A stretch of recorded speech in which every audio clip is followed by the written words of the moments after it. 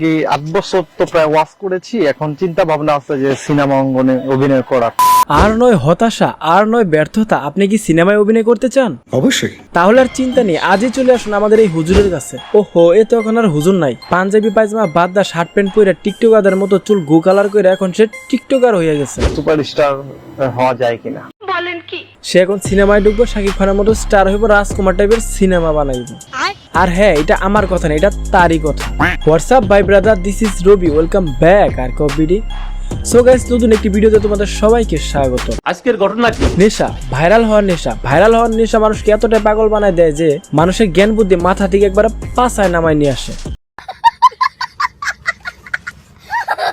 যেমনটা এই হুজুরের নামছে। আপনার কি 8 বছর তো প্রায় ওয়াচ করেছি, এখন চিন্তা ভাবনা আছে যে সিনেমা অঙ্গনে অভিনয় করা। তা আমার যদি সামনে মনে করেন আরো অন্য কোনো কুমার যদি রিলিজ করা যায়, তাহলে একটা আলোড়ন হবে না? অনেকক্ষণ ধরে হুজুর হুজুর করতেছি, অনেকে বিষয়টা বুঝতে পারতেছ না। আগে এই হুজুরের পরিচয়টা দিই। ইনি হচ্ছে একজন ইসলামিক বক্তা। ইনার নাম হচ্ছে ওমর ফারুক আল আজমি। সে মাহফিল করতো এবং 5 বছর ইমামতি করছে। তার মাহফিলে সে ইসলাম নিয়ে অনেক সুন্দর সুন্দর আলোচনা করতো আর আমাদের মতো যুবকদের ইসলামের পথে ডাকতো। কত বছর ধরে নামাজ পড়াইছেন মসজিদ মাদ্রাসা এবং ওয়াজ করছেন, বলেন তো আগে এটা শুনি। আপনার নামাজ হবে প্রায় 5 বছর ইমামতি করেছি। তার কণ্ঠও ছিল মাশাআল্লাহ। আসসালামু আলাইকুম ওয়া রাহমাতুল্লাহ। সব ঠিকঠাকই ছিল, কিন্তু সমস্যা তো একটাই, ওই যে রমজান মাস শেষ হয়ে গেছে, শয়তান সব ছাড়া পাইছে। আমার মনে হয় শয়তানগুলো ছাড়া পায় সবার আগে এই হুজুররা লাড়া দিচ্ছে। কোনো জিন টিন ভর করেছে নাকি? জিন আসলে এরকম ভাবে নাই, তবে 2টা ছিল, এগুলো এখন আছে কিনা বলতে পারতেছি না।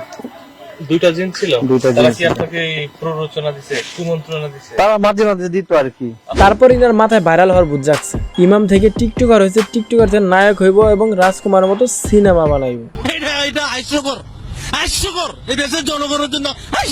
আমার সরল মনে একটা প্রশ্ন, নায়ক হতে গেলে কি চুল এমন গু কালার করা লাগে? আমি যা মনে করি গু কালার টিকটকারদের প্রতি।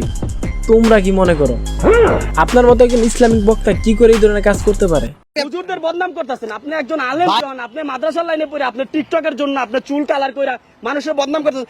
আপনাদের মতো কিছু হুজুরদের জন্য বাদবাকি সব হুজুরদের মানুষ খারাপ বলে। তাদের ভিডিওর কমেন্ট সেকশনে মানুষ গালি দেয়। সাথে অন্য ধর্মের লোকেরা আমাদের ধর্ম সম্পর্কে কি জানলো? যে হুজুরেরা নিজে নিজে ধর্ম মানে না, অনলাইনে এসে ছাগলামি করে। সত্যি কথা কোন ভাই, এই ধরনের কথা শুনতে কি আপনাদের ভালো লাগবে? আর আমাদের বাংলাদেশে কিছু হাঙ্গা সাংবাদিক আছে যারা ইনারে রীতিমতো স্টার বানায় দিচ্ছে। ইনার বাসার সামনে একবার ছাইপা থাকে, যেমনি হোক, টাকা দেওয়া হোক এমনি হোক, ইনার ইন্টারভিউ নিবে। যে আমি আগে ইমাম ছিলাম, এখন নাই। আমার মন চাইছে এজন্য আমি চুলে কালার করছি। আমার মন চাইছে ওয়াজ মাহফিল ছেড়ে দিয়েছি। তবে একটা জিনিস খুব ভালো লাগছে, জানি না স্ক্রিপ্টেড কিনা, কিছু কিছু হাঙ্গা সাংবাদিক ইনার চুল কাটতে যায়, কেউ কেউ আবার ইনার মারতে যায়। যে চুলগুলো আপনারা দেখেন দর্শক, আপনি কেন আবেগ আমি ইন্টারভিউ কেন নিতে আসছেন? আপনি শোল টাচ করবেন না, এখানে দাঁড়ান, এখন আপনি কাটবেন না আমি কাটবো। না ভাই প্লিজ, আপনার চুল আমি এখন কাটবো। এই দাঁড়ান, এই ধরো। আপনি ঠান্ডা মাথায় কথা বলেন। আপনি ঠান্ডা মাথায় কথা বলার চেষ্টা করেন। ফাইজলামি কেন শুরু করছো? বললাম সত্যি জিনিসটা আমার খুব ভালো লাগছে।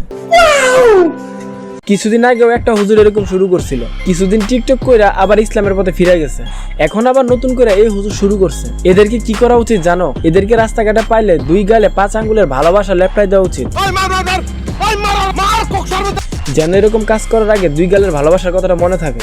হুজুরদের জায়গাটা অতি সম্মানের, কিন্তু এই সমস্ত 2-1টা হুজুরের কারণে মানুষের মন থেকে হুজুরদের সম্মানটা উঠে যেতেছে। আমি কোনো হুজুরকে নিয়ে সমালোচনামূলক ভিডিও বানাতে চাই নাই, কারণ আমরা তাদের পিছনে নামাজ পড়ি, তাদের কাছ থেকে অনেক কিছু শিখি, কিন্তু ইনার মতো হুজুরের তো আর ছেড়ে দেওয়া যায় না। আজ ইনাকে নিয়ে কথা না বললে কাল ইনার মতো আরো 2 জন বের হবে।